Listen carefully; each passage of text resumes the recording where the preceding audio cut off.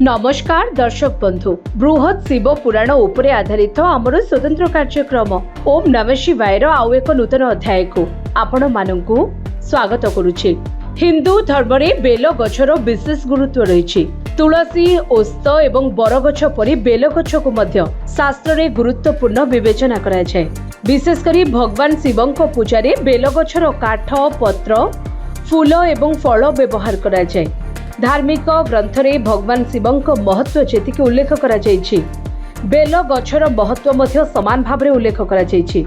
विश्वास करा जाय जे भगवान शिव माता पार्वती लक्ष्मी समेत अनेक देवादेवी ए बेल गछरे वास करती। साधारणतः पूजा रे कोनोसी गछर फूल किंबा फल व्यवहार करा जाय, किंतु बेल एपरि एक गछ जहार पत्र मध्य पवित्र एवं पूजा पाई गुरुत्वपूर्ण बोली विवेचना करा जाय।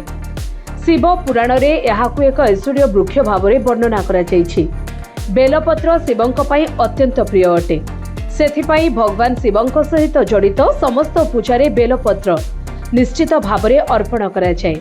हेले मने रखंतु, बेलगछ सहित जड़ित एही फूल आदौ करबा कथा नुहे। शिव पुराण रे कुहा जायछि जे सोमवार दिन बेलपत्र डाल किंबा शाखा केबे भी काटिबा उचित नुहे। यदि आपण को सोमवार दिन पूजा रे बेलपत्र अर्पण करने को पड़े तेबे एहाकु गोटे दिन पूर्व रखिबा उचित अटे।